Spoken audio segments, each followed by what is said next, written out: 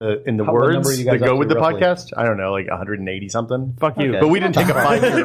we didn't take some bullshit 5 year break in the middle. Fuck you, 5 years, 2 years. It seemed like forever. It was only a 2 year break, preceded by 13 episodes, preceded by a 6 month break. And you only have one person to blame, and it's fucking. Yep. You only have one person to blame, and it's bleep fucking bleep.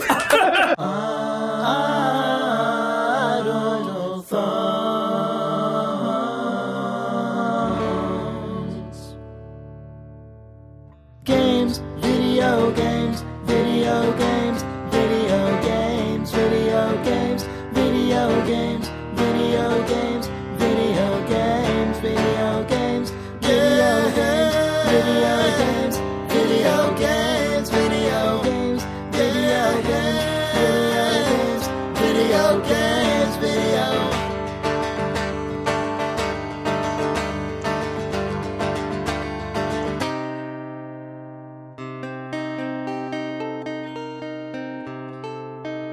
Video game.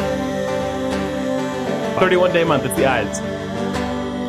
It's the Ides of January 2014. This is Idle Thumbs 141. I am Chris Remo. I am Jake Rodkin. I am Sean Vanneman. And today we are joined by a very special guest, Will Smith of Tested.com. Hello, gentlemen. /wizard. Hey, man. No, that's you guys. That's not me. Oh. Does idlethumbs.com/wizard go to Tested? Because that's only fair.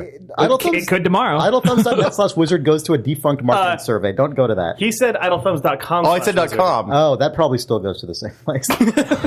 It does. I don't even know what idlethumbs.com is. It's our site. Still our also. website. We just paid more for that one than for .net. Okay. And you got that one after, probably. At great expense many years later. Yeah, yes. of course. That's the way it always goes. Yeah. Hi, guys. Hey. Welcome. Hey, it's man. good to be on the show. Thanks for joining us. Thank you. Thank you for having me. Yeah, returning the invitation, I suppose. We were on your Oktobercast. Yeah, a couple of times. 2 years running. 2 years running. Well, some of you. I was only there 2 years ago. Yes, you were only there 2 years. You had a good excuse, I think. When? You were the second time when you didn't come. What was I doing? You were going on a honeymoon or something. You were in Ireland, right? Yeah, I Oh, was. yeah. Yeah. It was a good. That was Ireland. a fairly legitimate excuse. That's a place a person goes. Right, my marriage. That Right. In October. No. Yes. Thanks for having me, guys. This is fun. No, it's good to have you. We've Awkward. known you for freaking forever. I don't know why you've never been on our podcast. Well, I don't do secretly hate game you. stuff very much, and Jake secretly hates me, it seems. Wow. I love you. Not so I secret. secretly love you. I'm going to sit here and drink old coffee quietly. Cool. Well, you went to CES. We didn't. Yeah, you're lucky. I don't miss it at all. Did you used to go to CES? Oh, yeah. I went for every year for like 4 years. As a hobbyist. Chris was there scoping out the porn convention next door. just- And we just Yeah, stopped right, by exactly. CES. Exactly. They don't even have the porn convention next door anymore. So there's no more uncomfortable moments where you're walking down the hall in the Venetian on the way to some session, and then there's improbably attired women walking down the halls, just kind of passing out badges. I think we talked about AVN this. awards. I think we talked about the minor version of this, which is when we went to California Extreme last year, which is the pinball and arcade convention. Oh, right. And it was in the same building as like a Jehovah's Witness family convention. Which was fantastic. I did tell this on the podcast, but it was the most delicious thing because it was an arcade convention, and then across the street was Great America, and then there were these kids dressed in suits who had to go upstairs into a conference room with their parents for some Jehovah's Witness thing for all And it's day. a ding, ding, ding, ding, ding, ding, ding, ding, ding. Yeah, High school kids' laughter. roller coasters over here, Oh, yeah. infinite free arcade. Anyway, I guess that's what CES is like. Well, so once upon a time, I went Who are the to... kids who are going to the porn They convention don't- and not going to CES? You have a CES badge, and they let you into the porn convention for free. Like you don't even have What? to have. Seriously? Right. Yeah. Well, not anymore because they're not at the same time. But in the Right. old days, Yeah. Thanks, Obama. it was really, really just like all sorts of bad decisions. Like Vegas is a hub for bad decision making. I gotta But- admit, I hate Vegas. So they Yeah. they put the 2x then 3x multiplier of porn and fucking gadget lust. Stupid shit that you can buy that you don't need, probably for the most. But yeah, so And gadgets. and gadget. I don't like gadgets. Have we not talked about this? Wait, you said you don't like I don't gadgets? like the word gadget. Oh, you like the word. You're like a gizmo gadget. doodad. Oh, the Right. word. Widget. The word gadget What would you call is a it? diminutive for Technology? technology. Right. The theory that my iPhone, which is a device that has changed my life for the better in immeasurable ways, it puts the whole of human knowledge in my pocket. And is a computer faster than what I carried in like 1999, what I owned in 1999. Yeah. Better screen, better internet connection, the whole thing. That is not a gadget. I agree. Is that is true a- though? My Quake 3 It's frame a rate is not as gizmo. good. There's no Quake 3 for that. Yeah, it's totally a gizmo. That's exactly You're right. it. There's- Yeah. But I think There you is can. actually. But when somebody really? applies gadget, they're talking about like It's a like pejorative, like a kind of. fucking pebble or something. Well, everybody, a watch. Yeah. It's like it's a gadget. Feeling superfluous. But the thing is, everybody calls phones and tablets and the whole thing gadgets. And I Dads think... do. do they, though? I don't know. Dads if I do. hear that Gizmodo that does. I mean, they're the gadget website. There's a website called Gadget. GDGT and Gadget. The websites that cover all of that stuff are just called gadget review sites. Yeah. Yeah. And it's just gadget is a term that is a diminutive applied by old people to make them feel better about not understanding how any of this shit We've works. already passed the mental threshold for me where gadget has just become meaningless syllable. Like it's already now Gadget, just after the last gadget, 3 gadget. minutes, it's already just gadget. It just sounds like a verbal guard. That's amazing. That's the fastest I've ever heard it go from to Goldblum here. Whoa, was that? That was drunk Goldblum. Please. It's made by old people. Gadgets. It's a pejorative. Or a diminutive phrase, if you will. Or whatever the word is that you said. Diminutive was good. So CES is fun. But you just said it wasn't. No, it's nice because you get to go see people. It's like going to E3. You see all the people you only see at CES. So They're all the like in the gadget power people. of like a I mean, 200-inch technological. LCD screen, right? yeah, there's a lot of well, you've been to CES. There's a series of like contests that go on at CES, and at E3 it's always like who can have the loudest booth and like physically damage the people surrounding them. Great. With CES, there's like the TV contest. So for a long time, it was who can make the biggest flat screen. So we ended up seeing like 140-inch plasma flat screens that when they sold 4 of them that year, and one of them went to Kevin Smith's house, it was like $160,000, You have to hook that thing up to something like like that. $220. Yeah, you put a dryer plug in. Yeah. Yeah. It's like know the thing- $1,000 a month to run that thing. Wait, we're going to hear Yes. what this year's competitive thing is before you. sorry. So I don't know the thing though. it used to be I'll tell really you the thing. Give me a moment. exciting and fun, and now it's iPhone cases and fitness trackers and Fitbit. People love that wearable shit. the Fitbit. That's their slogan. slogan, yeah. Fitbit. People love that wearable shit. Anyway. Yeah, but it's just boring. It's all accessories for accessories because smartphones have made all that stuff kind What of about obsolete. like 3D curved TVs No, that that deliver stuff's- 4K? Oh, I'm going to stab you. That stuff's super dumb. What about foldable TVs that you could wear like a sweater? I wish. Now, that would be awesome. I thought that was real. What do you mean I wish? I What thought that about was just like canvas poof, TVs it's that You true. can fly like a kite. That would be good, too. Like, have a flag that you can change your... What about flag someone from else's face that you can pirate to- wear over your face so no one knows who you are? You mean like in There's Mission a Impossible? TV Like on where it. they don't work very well? No, or like a real face. Like a Scanner Darkly kind of Your face. face. Like, what if you murder someone at CES and take their face? So like That's if I really cut not Chris's technology. face off and put it It's over my kind of face, biology. that's I what think you're that would talking require about? I think that'd be more impressive than a Would it? 3D Challenge curved accepted. 200 inch What if it was TV. like face Yes. off? Yes. Hopefully, we're stereo separating Chris and Sean into the left channel. Hi, left channel. Hello. Driver's side of the thing car. You just said, like, so you were just saying now it's like people hawking iPhone cases and accessories for accessories' sake, blah blah blah blah blah. That when I think about that, and I can very easily extrapolate out to that future from the CES that I know, which to me, as someone who isn't as much into like technological devices and stuff, obviously it's like your jam, which is great, but like it's not as much my like area of focus. With this video game thing. You're a jam, if you will. Not as much my jam. You could have said that was his joint alternately, joint. Yeah. So for me, CES kind of always felt like that a little bit. I would walk around, I would walk through the halls, and it was this like sort of almost desert-like, just enormous sprawl, where it's huge. It's just, and there's multiple locations of it. It's probably still that way. There's 5 convention halls, that's and even one more that's than- a that's even more than it double-decker was when and I- is yeah. the size of all of E3 plus some. Each floor. You feel It's a nightmare. You feel like you're subsumed by this thing, and like it's crazy. And it actually reminds me of it puts me in the mind of of what's hard for me to take about Vegas just generally, which is you get to your hotel or whatever and you walk through the casino floor and you just see these people who are like quite often, oh, wait, what? I said, what do you mean, these people? Well, I mean, these obviously, people. obviously, there's a huge range of people in Vegas. Yeah, but the thing I'm thinking of particularly is people who you can tell have been doing this for decades and decades and decades, and it's just chunk down the fucking one-armed bandit just for forever. And it's like it makes me so instantly depressed. I just can't take it, and that's like how it's like to me appropriate that CES is in Vegas because I walk through those halls and that's how it feels to me. It's like one more year of this weird marginal company like hawking some goofy like peripheral or some like rev of some accessory they sell to a thing, and it is so hard for me to not just want to collapse. Do you find diamonds in the rough? Yeah, so there are... I'm sure you do. I'm sure. That's the stuff I'm curious about. The thing that happened is over the last probably since Steve Jobs kind of made Apple, since the iPhone, and that iPhone keynote was a big thing, and then all the other tech companies started trying to knock off Apple keynotes with varying levels of success, which we've all laughed about at different times. And it was so bad for Michael Bay, by the way. That was horrible. I couldn't even... Were you there? No, Norm was in that one. I was in the other one. Do you know what... I had that hyper empathy thing where you watch somebody be like, and I was like, no, and I was like watching a horror film. It sucks for him, but no, it was just like as if I was doing it. It was like as you can't imagine yourself in that situation and having that happen to you. I can. It would still be shitty for me, but I'm not going to feel sorry for Michael Bay. No, it's just that's such a human thing. It's like all the money in the world. He could have gotten paid $50 million for 5 minutes of his time. But there's plenty of humans in his position who'd be able to say a few sentences in that position. But fucking up, because I have fucked up publicly in public speaking in front of a lot of people, and you just sit there and you just be like, oh shit, I'm having a meltdown. We should give some context for this. Yeah. So Michael Bay had a Samsung trotted out a whole bunch of celebrities like chefs and notable people to talk about their kitchen stuff, and then they had Michael Bay come out to talk about the curved TVs. Right. He is all about immersion. And he looks to the teleprompter and begins to speak. And then there was a prompter error. He says the font is wrong or something like that, and says, "But I'm good. I'm going to push through."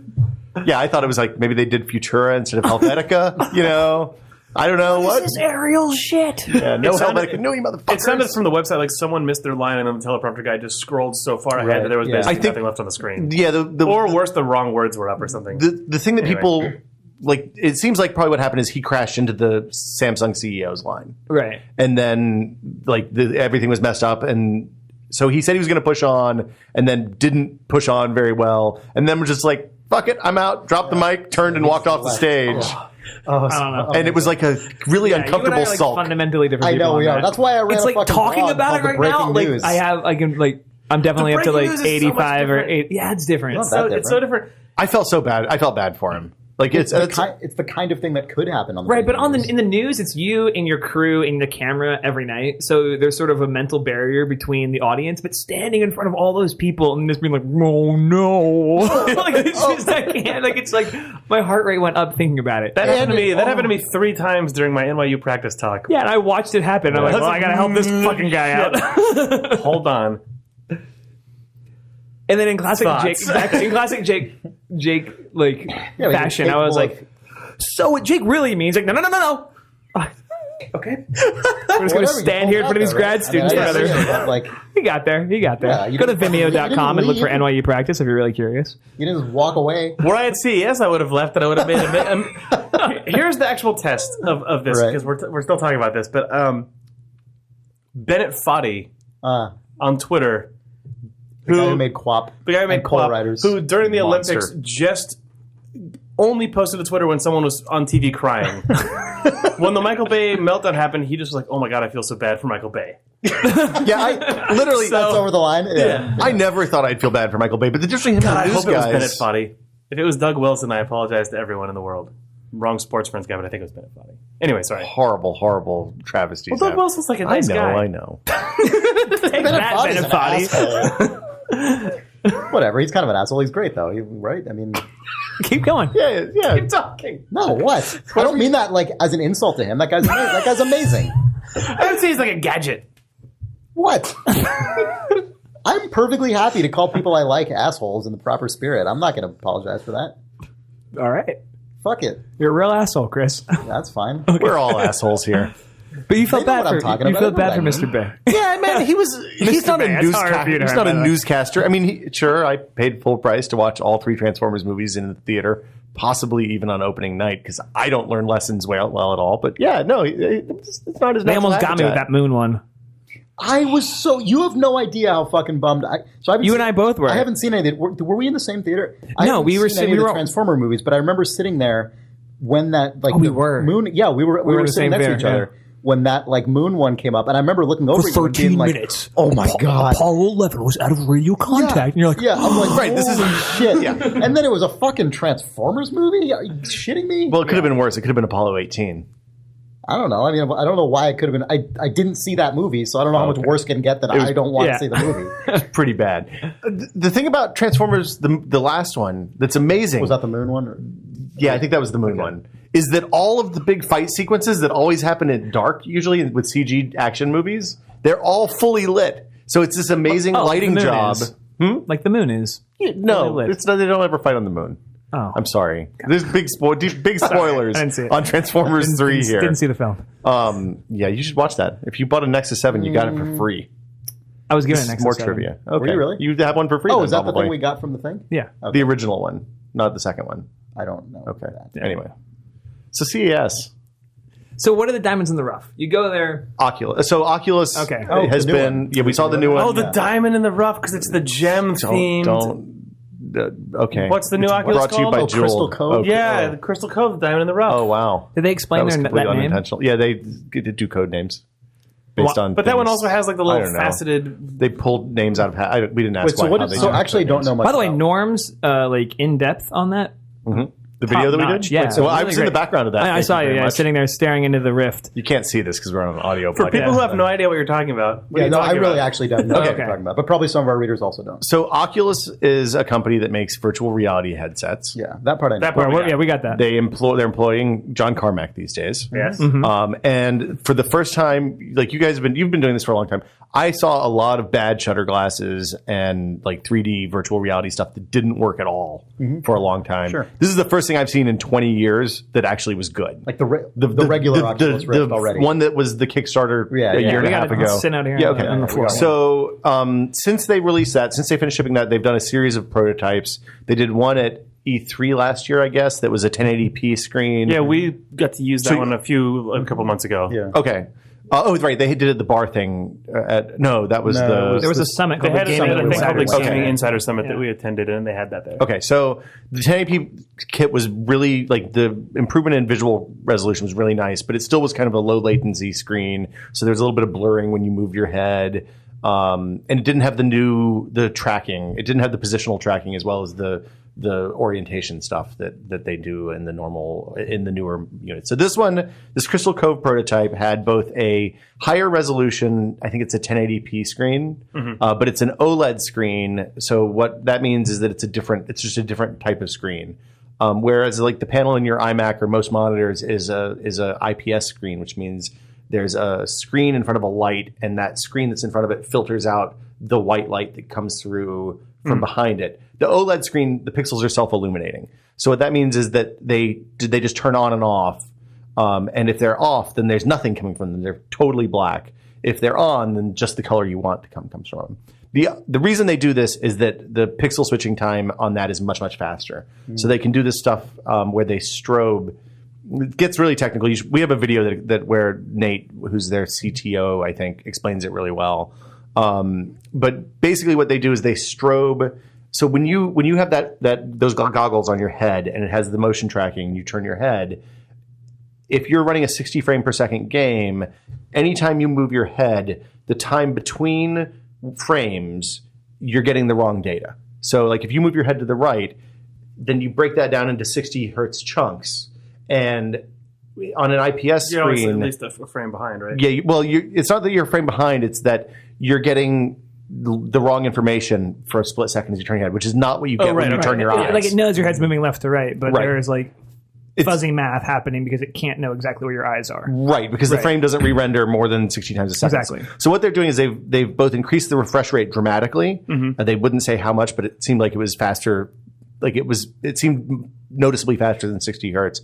But they're also turning off the pixels after the initial display. So when you move your head, the pixels turn off, and then they don't turn on again until the next correct screen comes up. So there's no mushiness? So there's no, you know how when you move the dev kit and you see the trails, like it's like a drug movie and you're driving and you're fucked up on heroin? There's none of that. Oh, sure. Yeah. I noticed I referenced a movie, not, Yeah. I was going to say PCP. Yeah, but that works too. I think I think it's more jittery frames though, if I remember my movies correctly. If I remember Training Day. Yeah. Really? That's a PCP movie? Yeah. Yeah. You want to know why? No, it's not worth it. I'm going to tell you the scenes. For the second not good radio. It's a spoiler podcast after this one. And then they also did positional tracking. So with the current dev kit, if you tilt your head forward, it doesn't know, or if you lean forward, the Oculus has no way of knowing that you've moved your head. It doesn't know to like translate the camera a little bit. Yeah. So like there's some games that cheat. TF2 does a pretty good job modeling how your neck works. So they know that if you're looking down, you probably tilted your head forward and at the same time as you were looking down. But for the most part, it doesn't work well, and that's one of the things that makes people nauseous. So the new one has a camera. All those little sparkly things on the front are infrared LEDs, like a Kinect. Like kind of like a more like a Wii mode actually. Yeah, okay. Or a PlayStation or a Move. Yeah, exactly. But they're spread all along the outside cowl of it, so they're on like top, sides, bottom, maybe bottom, at least top, sides, and front. So you can. So the upshot is, I was playing that Eve Valkyrie game, which is the space dogfighting game set in Eve. In the Eve universe. Yeah, we saw a trailer for it, but we didn't actually see it, yeah. And I was able to do like full-on Top Gun, Battlestar Galactica business where I was like turning my head around, leaning out around the back of the cockpit to see more or less everything above the wings. And you know, I had a full canopy, could track fighters, and it was amazing. It was really, really good. I don't really get motion sick from the VR stuff, so I don't know how that impacted. Norm used it for like 10 minutes and was fine. He usually gets sick. So... I mean, it seems really good. It's still just a prototype. They still don't have any kind of announcement for when they're going to ship consumer hardware that people can buy. I would assume, based on what they were saying, that they're going to have announcements maybe at Steam Dev Days this week, and then E3 and GDC. You're going to Steam Dev Days, right? This guy knows his fucking gadgets. They're so much smarter about that than we are about video games. This guy knows his gadgets. Son of a bitch. No, it's just it's just a completely different set of lingo, man. Yeah, I guess. You guys talk about nils something and, you know, all these. I have no idea what you're talking about most of the time. It's just shit. Different lingos. So, yeah. But, like, it's funny because that Eve game looks interesting to me. But which one? It's called Eve. What is it? Valkyrie? Valkyrie. Oh, basically, you're a ship in the Eve universe. It's called Eve. Something that had VR in the logo that then split out to be the whole word. So it was probably Valkyrie. It is Valkyrie. Yeah. That's like a Kojima style bullshit. Well, I mean, it's something that they started as like 20% time is what we were like two or three. But that seems like the perfect situation for VR because your ship is moving one direction. So like as your head moves, you thematically don't believe that I should move where my head is going because we all know how spaceships ostensibly being in space work. is a great use case for the Oculus for sure. Right. Like I think I mentioned this. Or like a race car would be awesome. Virtual cockpits. Anything where you're driving a vehicle. At Double Fine, I'm sure I mentioned this months ago, but at Double Fine we did this like little Oculus jam a while back when all the dev kits started going out, and one of the games was just like you're zipping around with like a grappling hook in just fully 3D environment. Like there was gravity, but you can grab onto hooks 40 feet above you and like zip up to them, and you were going in just all 360 dimensions or degrees. And it just felt awesome, like to be able to. It was totally at home with the way that you sort of experience an Oculus game. It was cool, and I can imagine. I mean, in a spaceship, I would imagine it'd feel very similar. It was really good. Have you guys played Lunar Flight with your dev kits? Mm-hmm. It's one of the better Oculus like real games that I've played. And it's just like a LEM, like the Apollo era LEM simulate. It's there's guns and stuff, so it's not. It's like the LEM, but with missiles. Guns. Yeah. But you kind of are in a virtual cockpit and you can control that, and it's a really good. Like it's the best virtual cockpit experience I've had in the Oculus, even the dev kits. Yeah. But the higher resolution means you can like read text and see all the stuff that normally doesn't. Like if you played Euro Truck Sim, as I know everybody has, you can't see any of the panel. You can't see anything on the panels. That makes it hard to be a good trucker. It makes it if you can't follow the GPS line. It's sort of like you're actually role playing as like an aging trucker who's going blind, but doesn't want to can't afford to get glasses or something because his trucking company won't. Actually, no, he's European though, so he's on fucking socialized medicine. So never mind. Oh right, he can just stop working whenever. I have a very specific question about the one that they had at CES. Yes, Jake. Is the intention that there's a specific camera that comes with it, or are they hoping that just the webcam that you already have affixed to the top of your computer will do it, or is it because it needs to pick up IR, so they can't? So it looked like right now IR is not a problem because all cameras they just have to not have the filter on it. Right. My assumption is they'll probably ship a camera if they may not even do the camera infrared LED thing with the final one. Prototype this is just what they were showing. Okay. And the other nice thing about the infrared LED thing is it gives them a second point of data. so that they're not dependent entirely on accelerometers and gyroscopes. Right. So they can kind of like use both of those things together. And yeah, but I don't like what they were showing us. They said like they may not use an OLED, they may not use the infrared camera, and they're very non-committal. This is the model we brought to you today. Yeah. It's like a fascinating company. I can't really think of another company that's been like this ever. When it comes to, especially with games, like the startup-y? Just we have this piece of technology. We're going to keep showing it at every show. Like sell some dev kits on the side. Like, oh sure, you don't really know when the market's going to emerge. There is stuff like that. There's a lot of stuff like that. That has just never collected critical mass. There's not like there's a lot of companies like that try right. shit like that with like input devices and so on, Space but they've Orb. just never managed. Yeah, you always to, see like, those pick when you go up to like GDC or right, table of a thing. Kensher Hall and and CES for that matter. Like Yeah. actually, that kind of thing is like very much part of what I was. That like wasteland feeling I was describing before is like all the versions of like that company that have not managed to actually pick up. So they're just kind of there being like, please hey, try man, my thing. Are you a potential investor? It's revolutionary. It will revolutionize it. Like, and you're, Well, I mean, but the other thing about Oculus, it's weird, is like if you're looking at games with a 12 month to 3 year development cycle, and they announced this and shipped dev kits last year, then how long? Like they have to maintain hype for a really long time before games sort of come what I'm out. talking about. That's a big, that's a when big, do you kind of say absolutely. like we want to? That's why video game peripherals of any kind that aren't explicitly supported by a major platform holder just almost always fail. Because how do you like keep up interest for that long and get?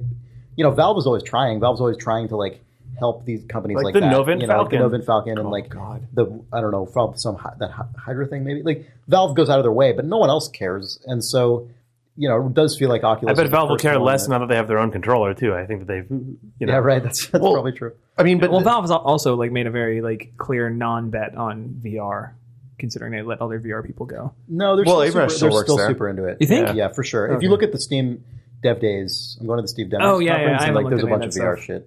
One of us was going to go, but yeah, I think we'll stay back and make a video game. And it's all. I mean, and you look at like TF2, like their TF2 implementation is the best in a shipping game for the Oculus stuff. Yeah. I know Ollie's really big on Minecraft and the Oculus because it's sort of like I haven't done that, but it seems like it'd be great. Yeah. So CES. That's pretty much it. I saw a picture of you eating 3D printed candy that a robot made for you. I was going to save that for robot news. We can talk about it now. Oh, sorry. No, it's okay. I mean, spoilers, man. The thing about our podcast is there's no set format. No set format. So robot news. So robot news starts now? This is how they fucking do it. They start fucking feeding you candy from another robot, so you fucking think they're cool. Yep. Hey, robots. How's your insides feeling? Covered in poison, probably? No. Little sour. Like cyanide candy. Am I right? I would have been dead by now. You don't know. What if I have nano machines growing inside me right now? Yeah. What if you shoot me and nothing happens? The hole grows back. Just the gear flies out. You're either in a German first-person shooter. Do you have proof that the candy did not just contain small 3D printed components that would then build a small robot inside of you that would become you? I feel pretty good about that. I think I would have had a little bit more indigestion than the normal Vegas-related stuff. That's what the robot would say. That's what they want. That's what the robot would say. Yeah, and at some point I'm just going to open my mouth and go and point across the room. Robot bees will come out of right now. There's invisible robots in the air all around us. All of a sudden, Chris's microphone just melts. Like so Big funny. Dog. You literally ate candy from a stranger.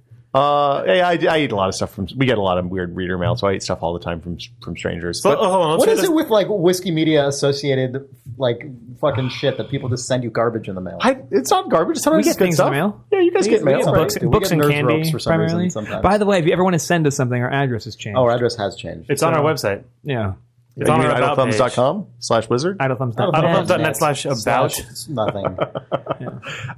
So candy. Yeah, so 3D Systems, which is let's get back to the matter at hand. The evil 3D printing you said company. It's evil? Sorry, they're the patent holders, so they own all the patents for fused deposition. Did you say evil? They're evil. Okay. Well, they're a little bit evil. Folks. Sure. No, I believe you. A robotics company is evil. I mean, clearly that's one at least shocking. Several of them. Can we talk about Nest and robotics and that's coming. Okay. But let's get back to this candy. So it's a printer. You know how 3D printers work, right? Yeah, like make layers essentially. Yeah, it makes a layer, goes down, makes another layer. It's like the Fifth Element. Kind of, except for not with a girl yet. So Wait till the end of the story. When the girl comes then somebody jumps out of my chest, and all of a sudden we're like, oh, different movie, but okay. Surprise.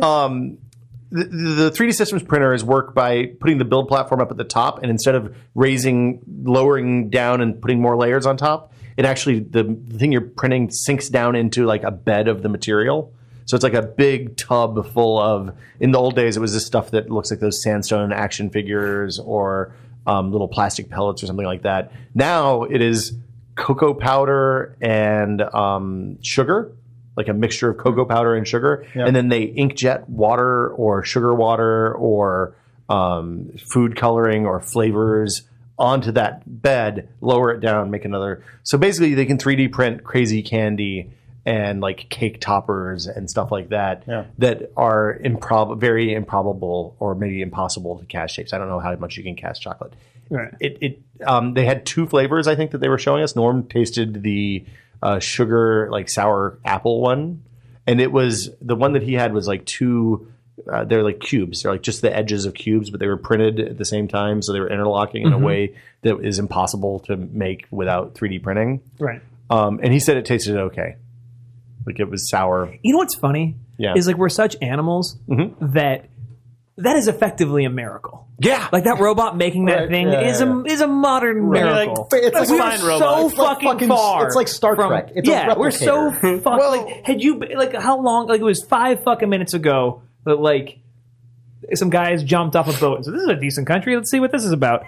And now we've got this crazy robot machine printing us edibles, and the entire review is like, if it doesn't taste good, fuck it. Like, but if a candy-making robot doesn't taste good... that piece of candy. It's like, So, I don't know. Candy-making robot makes mediocre candy is fair. It had one job to do, which was to make you candy. I know. The chocolate... It's the uncanny valley of candy. It's so funny to me. Yeah. The chocolate was a little bit better. But except that... Uncanny valley? Except that I saw your face. Uncanny valley, wow. The last 6 months, though, of robot news also means that you know, I'm not going to be too easy on the robots for making shitty candy because we know what's really coming. Right, if you say, you know, robot, I didn't really like that. I don't like anything about this. But just to fuck that candy. Yeah. Just to be clear, somebody on Twitter pointed out. What has destroyed it? You're killing robots now? I'm doing you a favor. Monsters. What did the robots ever do to you yet, Sean? This fucking Office Space, that robot? Yeah. Hey, man. You're either with us or you're solidarity, man. Yeah. I'm going to the porn convention. No robots there yet. Somebody on Twitter, you know, full of buzzkills and killjoys, said every piece of candy I've ever had has probably been made by a robot. That is actually probably true. Yeah. Unless, I mean, so it's bespoke robot-made candy. Unless you're in Portland. Yeah. That's all artisanal. Yeah, you're paying $3 per and has a little painted Monet on the top. Yeah. It's classy candy. Yeah, you can tell the robot, I don't really like the taste of this candy, and it'll say, you will.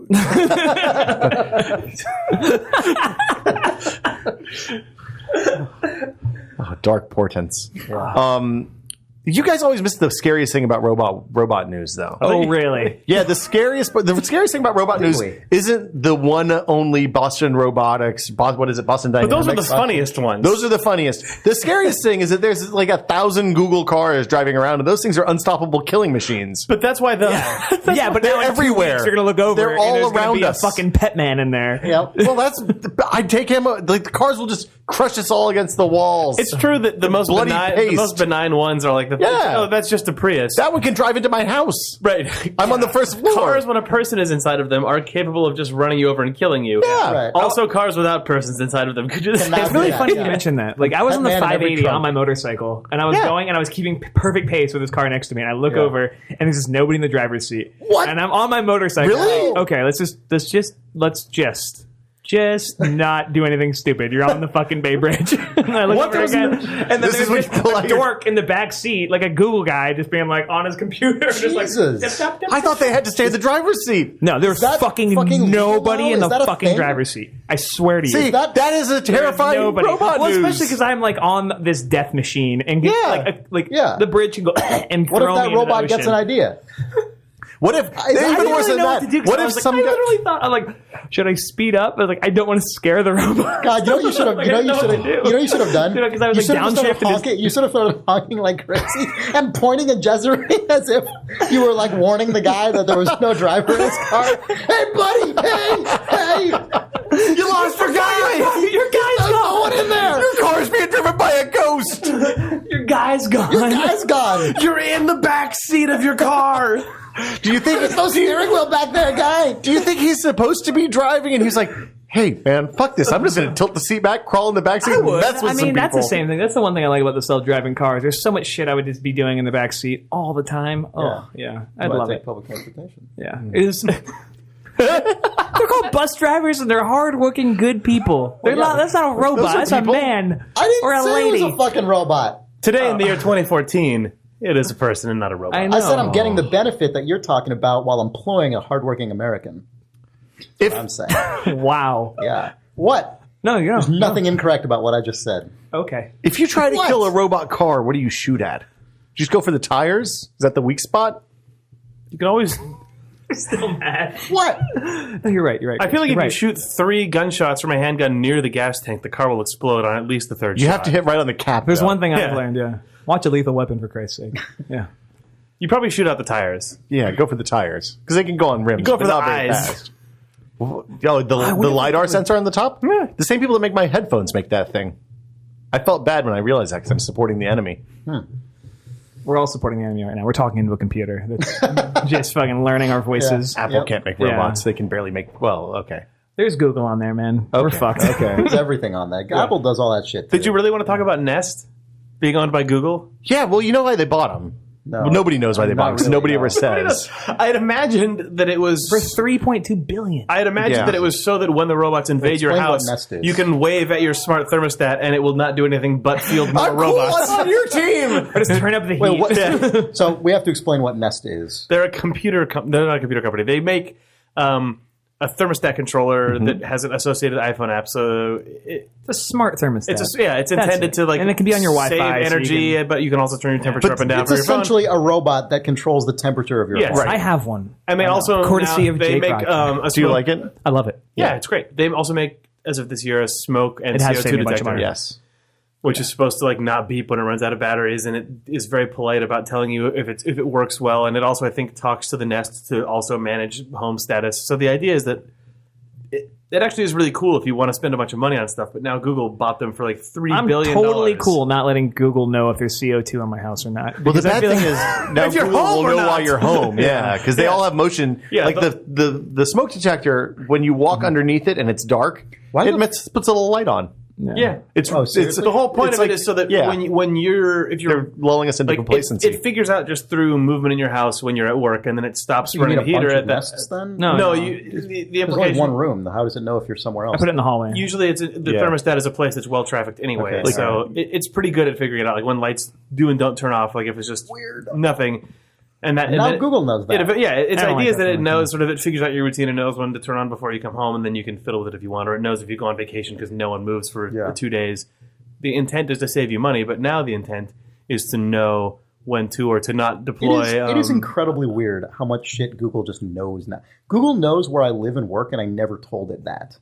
It just knows through my patterns of using Google Transit, like where. and where you log into Google from. Yeah, but I'm saying I never named those places home and work. Yeah, but it knows it human knows- behavior. I know, but that's Yeah. fucked up. If you work nights, you'd be fine. So switch. For a while, When they I'm just come to saying- carpet I'm bomb just- Chris I'm Remo's not- house, like, it's- Double Fine's fucked. It's not just that one thing in and of itself is like the thing. It's just like those little things that you just notice about what Google knows now. Just in aggregate, I had a friend who wrote this really crazy. prescient article like 6 years ago that was just like, privacy is over and you're going to have to get used to it. It is. And I remember like a bunch of friends were like, well, 6 years ago, what a crazy. but it was though. It was a different time. I mean, that's when the iPhone was basically new. yeah. My wife and I had a conversation that was kind of sad last year where we were trying to decide whether Google knew us, the respective other, better than they did. We've been together for like 15 years. Google gave us a pretty good run for the money. Did you go to like a little ad preferences page that tells you all the things that you're supposed to like? Oh, have you seen that? Oh, that's terrifying. Yeah. You can go there. I don't remember how to get there, but there's a page where you can go and it'll tell you what Google thinks it knows about you. Oh God, I am. And it is like, you think you're like 25 to 35-year-old white male who lives here. You enjoy this, and this because you've purchased things off of AdWords-enabled sites, and then it starts feeding you those ads. Yeah. It doesn't know. I mean, that page doesn't know your name, but obviously you're logged into your Google Plus But yeah, account. if they know your zip code and your gender and your age, then they know your name. Like those are the three things you need to find like names to 95% certainty. Jesus. Yeah. It's good. We're fucked. Yeah, Definitely. It's fine. What? We're just all part of the hive. Just embrace your hive future. The nest. I'm going full sheep on this one. I'm just gonna Just embrace it. Putting the glasses on. Just the warm embrace. so What you don't know is the robot's warm embrace. I got so much other shit to do. The glasses that you just put on were Google Glass. We should Twist. The robots all see with infrared. As long as we get a bunch of crazy infrared strobes and put them everywhere, they'll be blind. That's the future I'm living in. This is why we have you on. What if they get Tester.com knows this strobes? Well, then we're fucked. If they go ultraviolet, we're totally boned. It's all over. Yeah. Writing this down? Could you have two strobe lights that were synchronized so perfectly that the room just appeared to be fully light? That would be so janky. Yeah. Yes. Pretty gross. We probably need like 10 though, because they go for real. Get your fucking buddies to This is what we need to do. Yeah. Can we? So this isn't going to be very good. This isn't going to be good TV, but Yeah. we're in the pitch meeting. This is just a lot There's of no bad typing. ideas in here, so Yeah. This is a room of no judgment. So CES isn't all garbage. There's some good stuff there, but the ratio is real bad. We're still talking about CES. I just wanted to wrap back around because I realized I was pretty down on CES. He's put a bow on that. Yeah, like it could be In worse. contrast to robots, CES isn't all bad. I like robots. Robots make my Snickers bar. Except I don't really like Snickers bars. So I don't know why I use that as an example, except it was the first candy I like Snickers. bars. potentially made by robots that jumped to mind. Snickers, the first candy. I think Like Milky one Way candy is bar. superior I really like- to Snickers. Mm. There's no Candy. peanuts. As the robots know. I didn't used to like the peanuts, but now I do. All right, so you guys want to take a break? Yep. All right. Video games. No, there's Risk of Rain, Samurai Gun. and there's Samurai Gun. Played Samurai And Gun. letters from White I'm not going to Castle. talk about that because I don't have anything. I have nobody to, like, it's one of those board games that's Maybe we so can- fucking fun. Maybe but- we can get Ollie on next week because he played it with you. You guys yeah, can if you talk don't have about it. if you don't have a story. Maybe we can Hold get Nick Brecken on next week. Have you played Eclipse? Video games. Ba-da-ba-ba-bow! You're loving it? Wow, really? I The am. hot side is hot and the cold side's cold? Yes. Is that Wow. what are you What? talking about? Deep cuts. That was like McBLT or That was whatever. McDLT. Excuse me. George Costanza, fucking Two- Jason Alexander. Oh, wow, that was Costanza, wasn't it? Yeah. Wow.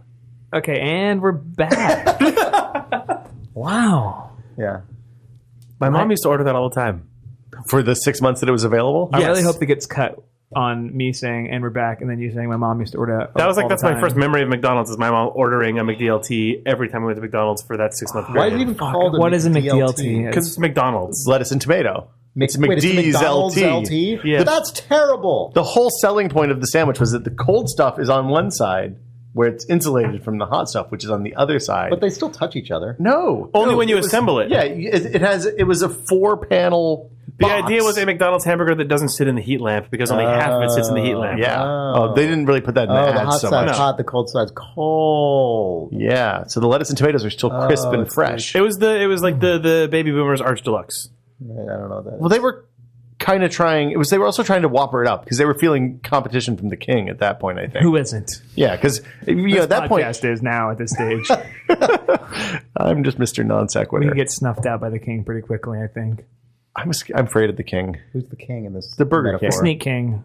Yeah. Oh, really? That's The it. actual king. The Burger King is going to exact his terrible revenge on Idle Thumbs.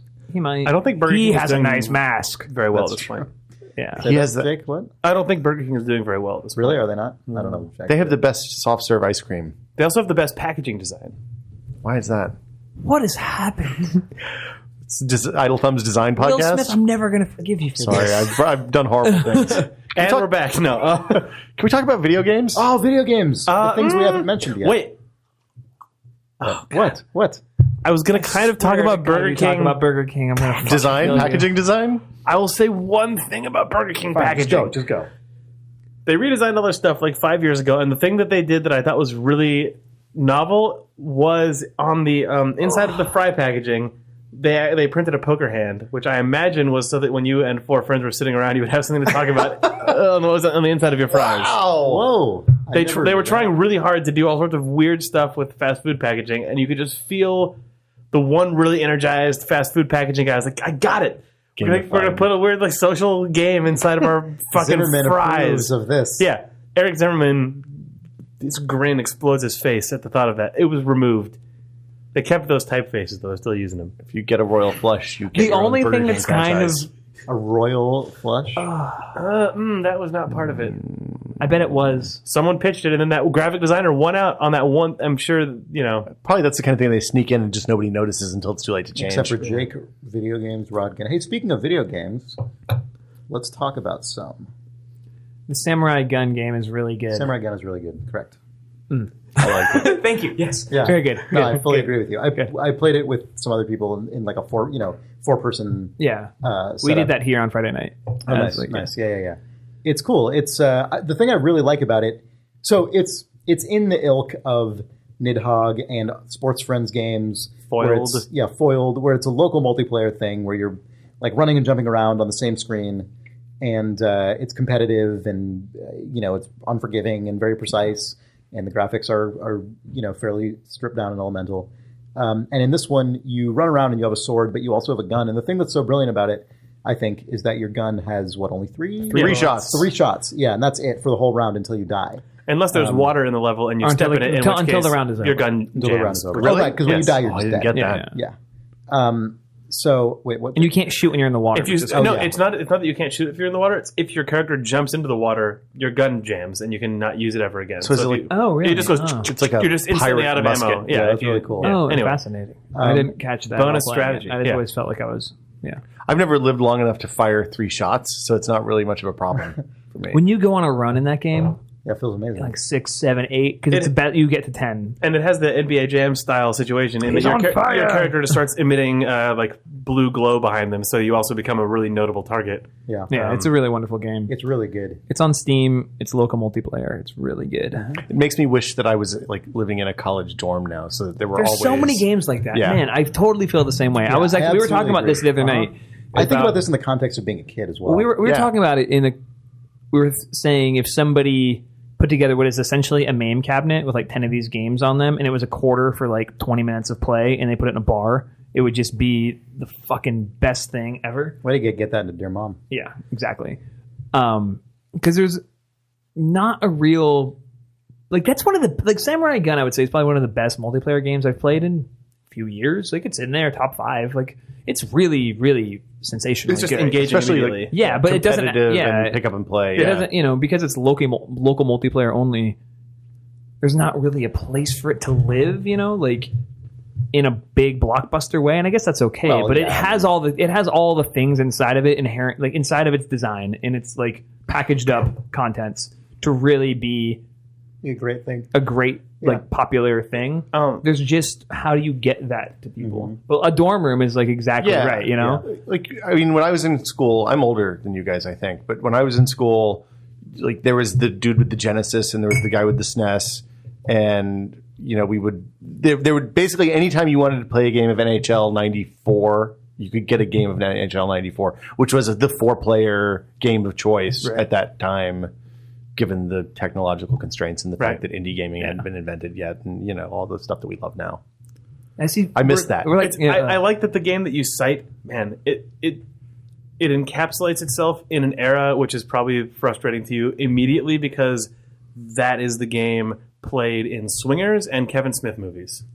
Well, but I mean, that was the couch. That was the couch Right. game. Yeah, 'cause Genesis NHL game. Yeah, it was because Blades of, I think it was No, it's NHL 90. No, it's at 94, 95, Yeah. 93. Yeah. Like, but the thing about it though is Blades of. Blades of Steel is what you're thinking about. yeah. That was NES though. That was That's way earlier. before I thought that's what they're yeah. playing in Swingers. I could be wrong. Maybe. They might be playing the shitty the Nintendo hockey game that only had 5 people. In one of those Kevin Smith movies or swingers, when they were filming it, they were playing the old one, and then EA spent big bucks to have the next year's game be just digitally inserted over Gross. the TV. Yeah, I can't remember which one of them it is. Must have been a Kevin Smith movie because the camera wouldn't have moved. Probably true. But we played Doom. Like, we were playing Doom and stuff like that, but you had to go down to the LAN, and like, outside of the school LAN, like the computer lab context, you never had 4 computers in one room. We were of the college era where everybody was on T1 in their rooms. Yeah. But we don't know how you good. But we were before indie games on Steam. Yeah. You know, so it was like I played Warcraft 3 in college. So instead, it was everyone passing the one zip file of Quake around. It was me. Yeah. Yeah. We probably. But I really hope. Send us an email at questions@idlethumbs.net if you're in a dorm room playing these games with your buddies. That would be fucking cool to hear about. Yeah, I want to know yeah. what that situation's like. I hope it exists. Related to this kind of game, It has to. Nidhogg came out today. I know. Oh, really? Yeah. People are playing On it Steam. The thing that's interesting about We live in a week where Nidhogg and Broken Age are both going to be played by people. Yeah, also, Weird. I think the Banner Saga comes out this week, too. So this is... both Broken Age and Banner Saga is like Kickstarter A-list coming home to roost this week, apparently, which is crazy. Man, But, Jake showed me the opening, like 15 seconds of Broken Age. I'm very excited to play this video game. I can't remember Banner Saga. Banner Saga is the one that looks like Yeah. kind of like a Ralph Bashki cartoon. It's the fantasy one with like the winter-swept... right. The guys It's like a carrying tactics game. It's like a turn-based tactics. it's a turn-based. Yeah. Anyway, sorry. I wanted to talk about Nidhogg for a sec because I read on Venus Patrol, Brandon Boyer did an interview with Mark Essen, the creator of Nidhogg, and one of the things that he was talking about. Yeah, he goes by Messhoff. One of the things he was talking about. The entire interview was basically why the fuck did it take 4 years for Nidhogg to come out? And I mean, it hasn't been the guy's full-time project, but part of it is he said, I saw some people, he started to witness slightly higher level Nidhogg play and realized that the game had potential to actually be a really high level 1-versus-1 fighting game, but that was never going to happen unless he did a whole bunch of things to it, because if it's a game that only ever is same screen, it's going to be just novices playing it at shows and friends playing against each other. So the Nidhogg that is on Steam now has single player against AI that he did, and it also has online multiplayer, this is like one of the only games of this kind that actually bothered to do it. So ambitious. And like he brought Nidhogg to Evo and had fighting game players play it there and watched all of the stuff they did, and then has just been continuing to That's awesome. That's so cool. have people who are really into fighting games and the really tight nuance of fighting mechanics play this. And he said basically he sees what he wants the trajectory of Nidhogg to be is people play it against AI to get the basics. Then they go online to play against people on Steam to get better at it. And then sort of like the final stage is like public performance. So exactly like StarCraft. Yeah. That's how you learn to play StarCraft. He wants to try and, because of the buzz that Nidhogg got, he wants to try and build it into a game that actually is capable of having a scene. That's really cool. So I really fucking respect invested in that really entire cool like stack of from one person all the way up to that's super tournament. admirable because that is like to your point exactly, like that is the thing that is currently the ceiling on this genre, which from a creative standpoint is like fucking flourishing, right? I mean, like when you look at Foiled and Nidhogg and the entirety of Sports Friends, Samurai Gunn, and all the Sports Friend games, Hokra and isn't that Pole Riders, Towerfall, Towerfall. All this isn't that similar at all? It's like Samurai Gunn kind of. Yeah. Like creatively, this stuff is amazing. Yeah. And like just quality wise, it's off the goddamn charts. It's like an incredible thing to have cropped up. Basically, just in the last like 4 or 5 years, entirely. Not, I mean, obviously, it went away. There have been local fighting games for decades. But Atari Joust is kind of like the template of all this stuff for me. This is there's a certain like philosophical bent to it that I feel like is really different than most fighting games. Even if now what's happening, I guess, is like Mark Essen trying to like dig into that bag and bring some of that stuff. But back mechanically, in. he's still distilling as opposed to adding. Exactly, as opposed to like 18 6-string combos or whatever. But it's cool. It has like jump kicks in it now. It's crazy. Like to watch it being played is like amazing because it's so fluid and so. I think I might have played a jump kick build.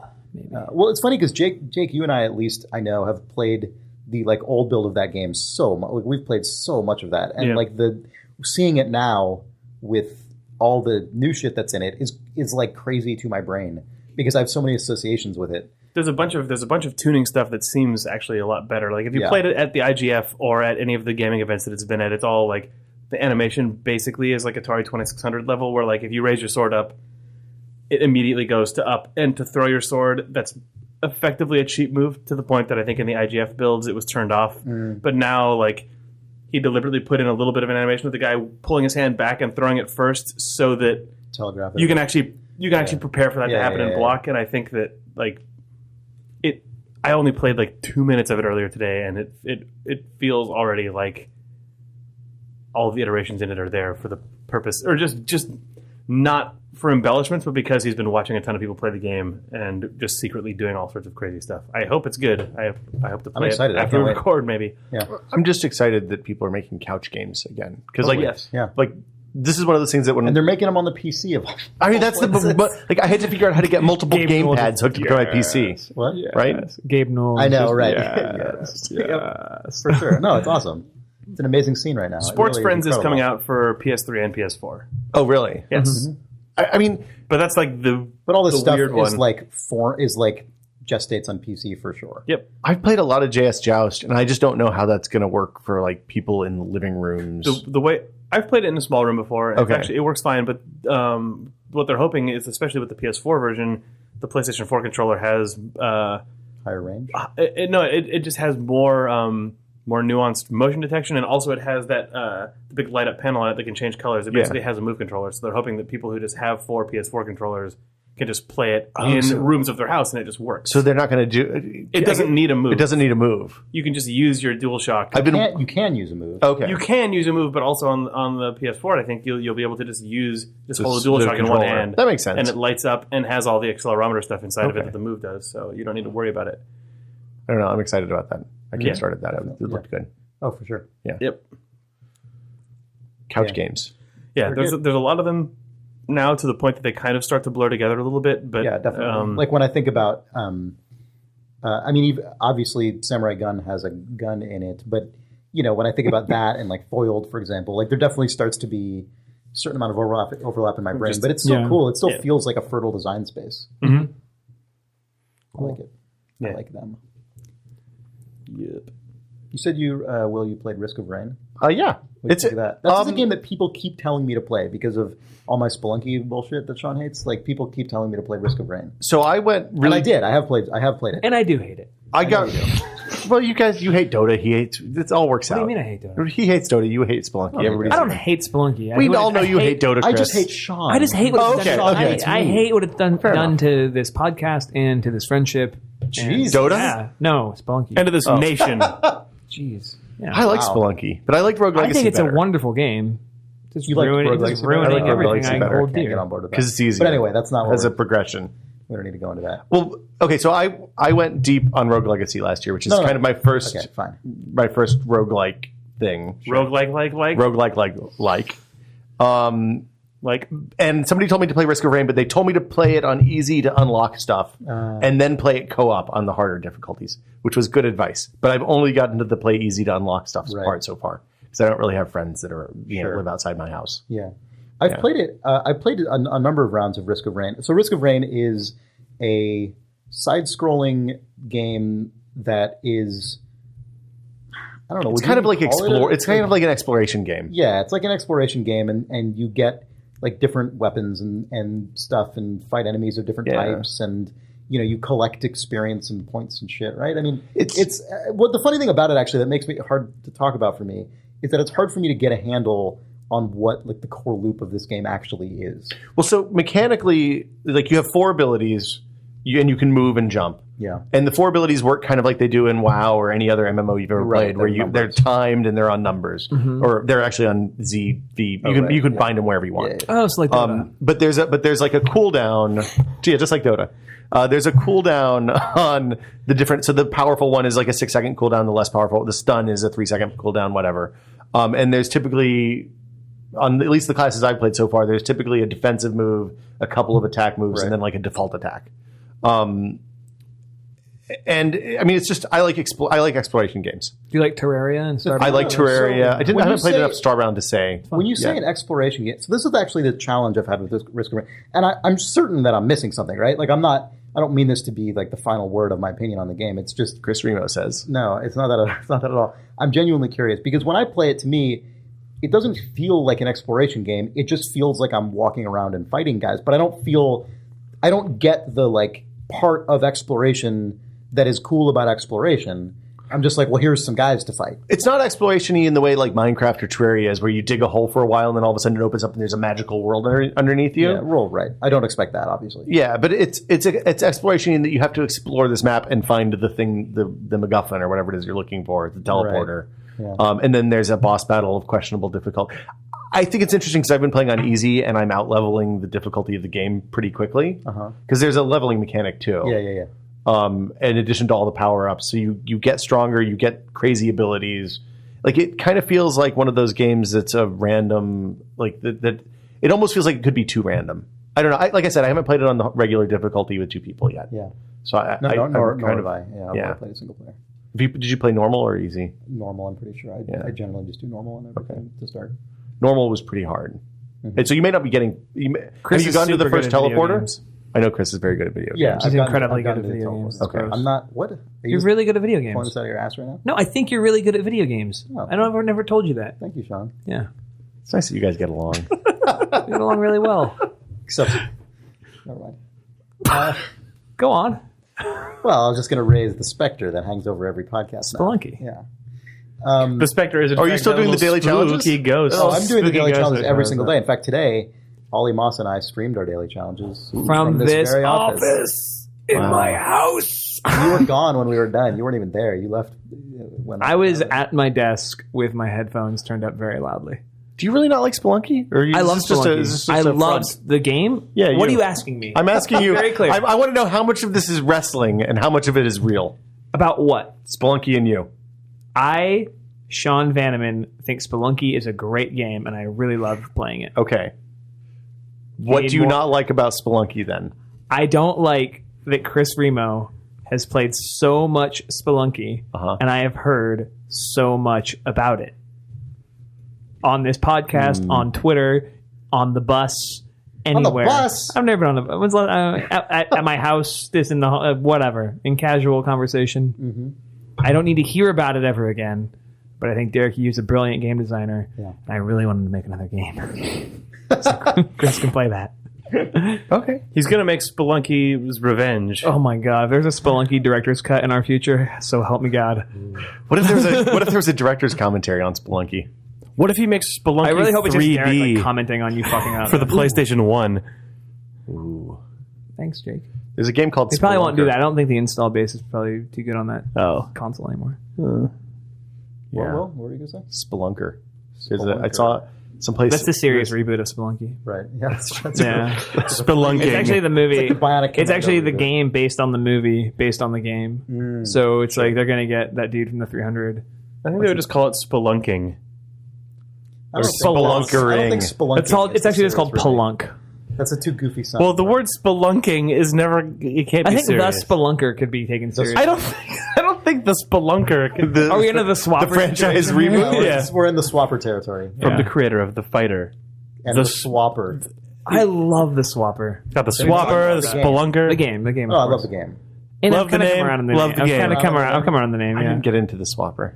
Really? Oh, you swap? Sensational. Yeah, I got it. You are the swapper in it? You didn't like swapping? I play most of my PC games on the couch. What does that have What does that have to do with swapping? It was a mouse and keyboard game until like 3 days ago. I see. So I had to go sit in the other room, which I'm but in now you can right now. think about it. But now you can swap control methods. That's true. I could swap the control methods. Wow. Had you a Steam controller? I tried that at CES.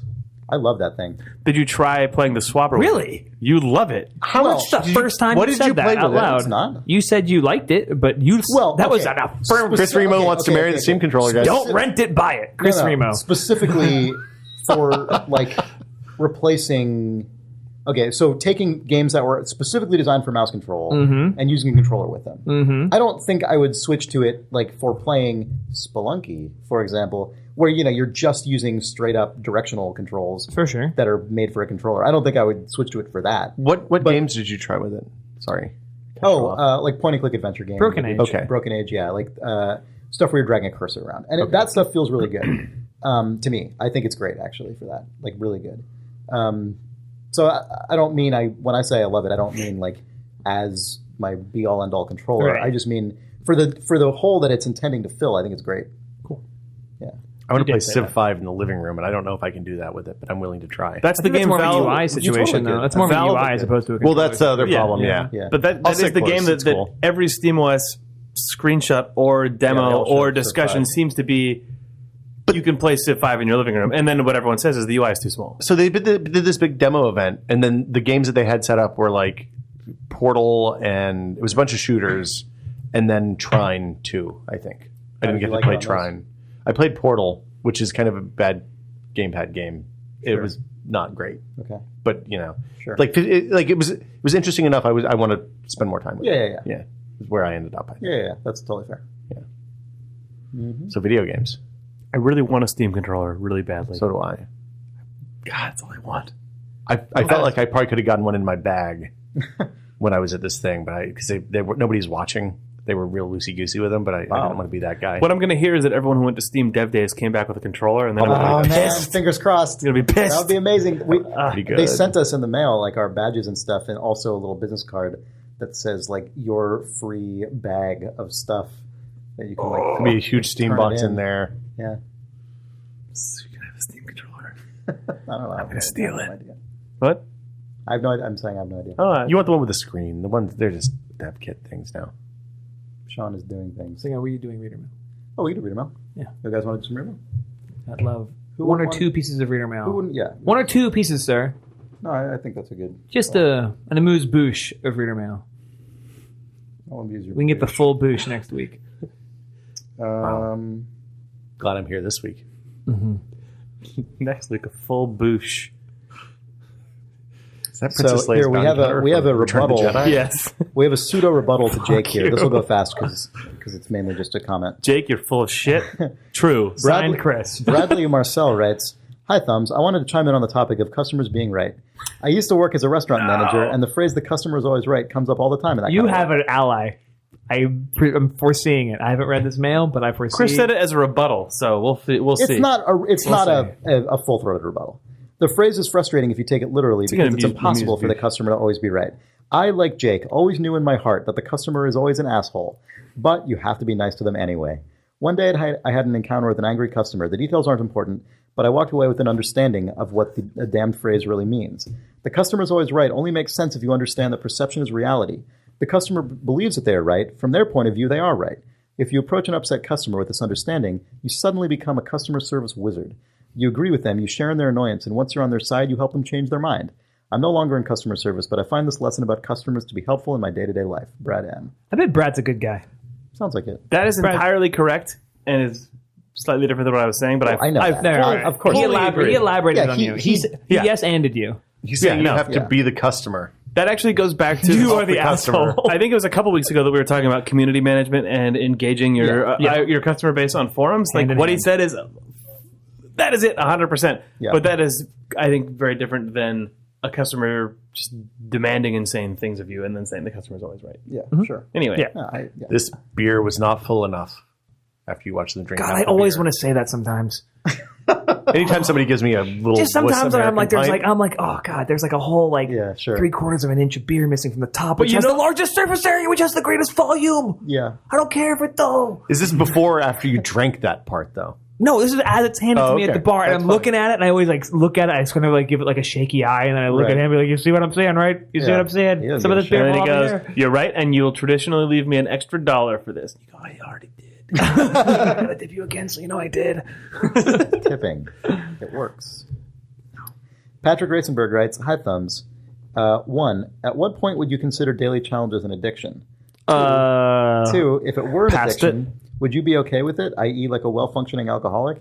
I guess what I'm getting at is, are video game addictions an okay thing if they do not inhibit a sustainable life? Thanks, Pat."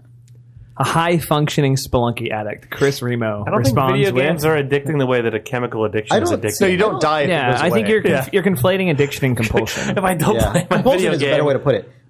Because I feel like if so you're a high-functioning compulsive? I guess. Well, I'm seriously, because like... That's how I would describe Chris. That's how I would describe myself. Yeah. Because you just have a fucking like beautiful mind moment where it all synced up for you? Or like, I've known. It's fine. Covered with letters. Because at this point, I don't ever want to play more than one game of Spelunky a day. Ever. God, I thought you were about to say, I don't want to play any game that isn't cigarette Spelunky. a day, yeah. Well, but it's not an addiction. I think, I mean, it fills a need for you. But Yeah, I also think... It's like doing the crossword puzzle every day. Right. It is. It's the same You thing stream for me. it. Do you stream the crossword puzzle? That's where I think this is a little different, That'd be actually. amazing. Like, I'm not going to armchair psychiatry you here. Sure. But I do think there's something about... stream Wait, is part- armchair psychiatry just giving him streaming- pills? Take these, there you go. Lexapro. Everybody needs Lexapro. Make you feel better. Questions, medicine. I prescribe one Spelunky Daily Challenge live stream today. But I think you're right about the streaming thing. I think that is actually part of what keeps me doing it, is the fact that I'm streaming it. Yeah, I think that's part of it for you. I think It is definitely it's like part of it's like it's almost like journaling or something. Yeah, exactly. But that journaling would actually be healthy for At you. the end of every stream, people are like, "Thanks, Chris, that was fun." You're And like, I'm "Oh, affirmation. that's nice." Good. So, Thanks, like, stranger. People had a good time. I mean, how long are the streams? Like 15 minutes usually? Maybe an It hour? depends on Between shit 5 and anywhere 25. from anywhere from like 5 to 30 minutes. Usually. Yeah. Yeah, I mean, that's an okay amount of time to spend on whatever you No, want. it's you not can a destructive do amount of 25 time minutes at all, every day. like That's no relative problem. to other things. But What you got to do though is get yourself a stationary bike and play on a stationary man, bike. that's brilliant. I know. I want to see. That's a Brett Duville thing. Is it really? Yeah, coding or playing games from that's so some sort So you can only do unhealthy things while you're doing something healthy? He's a friend of the show. I know who he is. Yeah. For the readers. Oh, sure. Yeah. Yeah. So yeah, get a stationary bike. Good idea. Chris Carrot writes, Euro Truck. I'm going to bring this up because you have played Euro Truck Sim. Have you guys not played that? No, I bought it and I haven't played I'm it yet. stunned. I know it seems like something. It seems like exactly the right kind of mundanity. I think it's gonna. I think it's. If you like Far Cry 2, you'll love. Fuck you, man. Whoa. If we like Far Cry. Anyway, If don't, you like don't Far Cry visit 2. tested.com. I'm just saying. That whole sentence was, it's the type of mundanity, ... If you like Far Cry 2, ...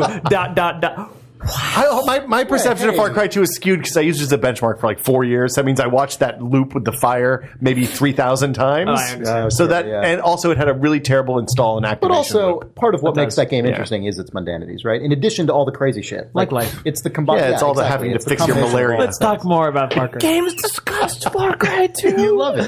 All right, add so that to Chris the Carrot writes, Euro Truck Simulator 2. Hey Thumbs, I've been playing Euro Truck Sim 2, the Winter Steam Sale, or via the Winter Steam Sale, and it's been weird. I am not a confident driver. I'm always worried and anxious when I drive. I'm amazed at the emotional impact that playing this has had on me, even though low-stakes media being more emotionally effective is definitely not a surprising idea. There are lots of games with driving, but this is the only one where I've gotten really freaked out. I was playing today, hauling an excavator machine for a construction site or something to Amsterdam. Sounds dangerous. Or something. And I misread the GPS and took the wrong exit off the highway. In any other open world game, I would have just said fuck it and ramped the car off the highway and smashed my way back on track, but you can't do that in Euro Truck Sim 2. You take damage from the tiniest bangs and you lose money or are fined for every collision. You're fined for running a red light. Instead, it was kind of like the real-life experience I'm sure lots of people have had, where your mind goes entirely blank except for frantically searching for a way to turn around and curse. I was actually listening to the latest Idle Thumbs episode when this happened, and I have no idea what you guys said during this time because I was too busy losing it. God, I was too busy losing it is a really good turn of phrase. I actually did end up breaking the law by slowly navigating my truck through a construction site that bridged the two sides of the highway and doing a crazy U-turn. But I definitely felt way, way dirtier about it than if it had been a GTA game or something. I guess it was kind of because cathartic. the scale of bad you can perform in this game is Absolutely. is probably running over somebody as opposed to doing that. I don't think there's people casually. even. Mm-hmm. Oh, really? You can run over cars. Yeah, But I don't But think either there's way, he's pedestrians. like breaking rules here. Yeah. I guess it was kind of cathartic in a way GTA games never are. In GTA, doing dumb illegal stuff is just a matter of course. But in Euro Truck Sim, I felt like I'd really pulled a heist.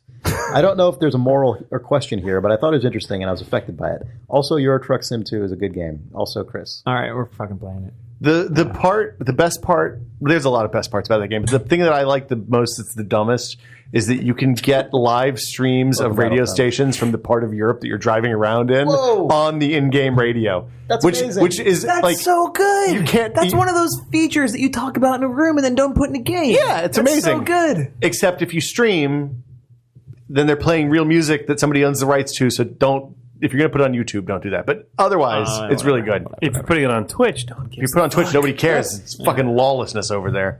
That is one of the great things about Twitch. PlayStation dongs on Twitch. That's not one of the great things about Twitch, but the global sort of... That happens, right? Not anymore. I think they fixed that. I think they took all of the Dong channel off of Twitch. Twitch being this weird company that's clearly making a lot of money, but also still is new enough that they don't care entirely about what content you have on it, makes it feel very much like just actual amateur radio. Remember the internet in the old days before everything was owned by Google? Remember when a startup wants to gain a user base but doesn't have advertisers interested in them yet? Porn. That happens over and over and over again, and right now it happens to be Twitch, and it's fantastic because there's just weird, cool stuff on it, and eventually that will get monetized out of existing. Yeah, you should play Euro Truck Sim. Cynic. Internet. What? I like Twitch. Twitch is good. I like Twitch. I use it every single day. Yeah. For now. Yeah. All right. Anyway. 2 very good emails, even though... I think there were 3 really. Yeah, snuck another one in You're there. burning that customer's right email? No, I was thinking of that one. The No, he was canceling out the Spelunky one. Was there a Spelunky one? The compulsive one. one. In fact, I completely blacked it out. Good. What do we talk? You're just driving. Versus addiction. You're just driving and you forget what's happening. You don't even know what's going on anymore.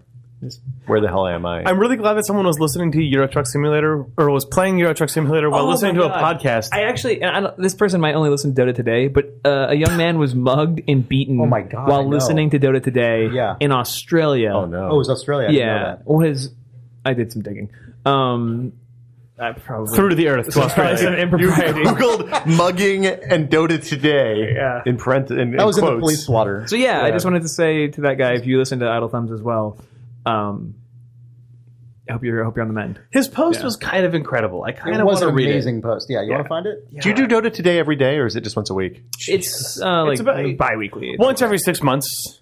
We just brought it back. Yeah. Okay. It's now been relaunched. With, While Jake is looking Brad for Muir. this forum thread, it's in the Dota Today alt F4 delete local content. Oh, also, as just a bit of general housekeeping. Housekeeping. Next week, we are going to be late, probably about a day, because I'm going to be out of town. But we're still going to do the podcast. It'll just be slightly later. And also, you can now enjoy. Yeah, drum roll. You can now find out what the greatest games of last year. You can find out what the games of the year were by going to goatee.cx, the Idle Thumbs Games of the Year 2013. I think that Polygon is still unveiling their games of the year right now. Really? So we're in lockstep with the major media outlets. We're totally fine. Yeah. We're not late. Guys, I went to Warner Brothers a few months ago to shoot a video, and I saw something and I thought of you. Because was it a goatsy? Was it a goatsee?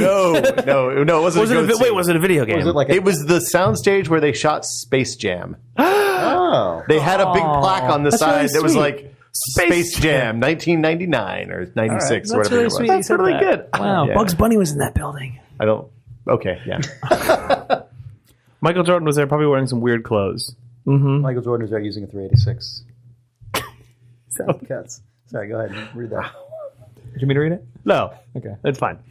Heinlager on the Idle Forums and the Dota Today thread said, I was beaten and robbed at knife point about halfway through this episode. While the mugger took my iPod, I could still hear it playing. The police caught him, but they're still keeping the iPod for evidence or taking prints off it or something. Due to my head injuries, I don't remember where I was up to, and I'll have to start at the beginning, which is really inconvenient. It was a good episode, but the violent assault really ruined it for me, so I can only give it 5 out of 10. God, wow. Super good email. When the mugger took off my really iPod, funny. I could still hear it playing. It's amazing. This is just like Dota. Oh, I hope those muggers really enjoyed our They Lord's just immediately management. put the earbuds into their face. Yeah. Maybe they were readers. Oh, Dota! Anyway, Oh, Dota Today, it's back! Yeah. Nice! Nice. Thanks for the iPod, kid. Oh, Brad Muir, I love this guy. maybe the guy actually heard that Dota Today was back and went out on the streets looking for somebody listening to an iPod, hoping they were listening. Yeah. Obviously, they'd be listening to the. It's like Beyonce dropped an album. He was holding up like his copy of Shazam next to everyone's ear until it said Dota Today, and then he stole that guy's iPod because that guy already had the episode. Shazam can tell you. It's that app that can tell. Not the superhero. Not the it's the iPhone app that when there's ambient music playing, it can look against the database and tell you what the song is. But also, little do people know that we've been uploading Dota Today episodes to the Shazam database. Server, yeah. Sean Vanneman and Brad Muir knew Dota Today. Productive use of time. Yeah. Cool. Yeah. Well, thank you, Will Smith of Tested.com, for joining us on this Idle Thumbs podcast. Thank you for having me. Auspicious Ides of January. Be careful out there, folks. Video games. True. So true.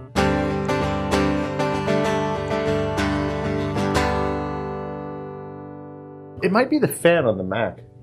The Mac doesn't have a fan. It has a fan. Oh, it's got a very small fan. They all have fans. You're gonna. Sorry, you're right. I forgot that that's not two fans, I forgot The that. guy with the $300 suit or whatever. Sorry, you're right. He's like, the Mac doesn't have a fan. He has one fucking job to do. It's know what's inside all this shit. I forgot they have fans. All right, let's They do.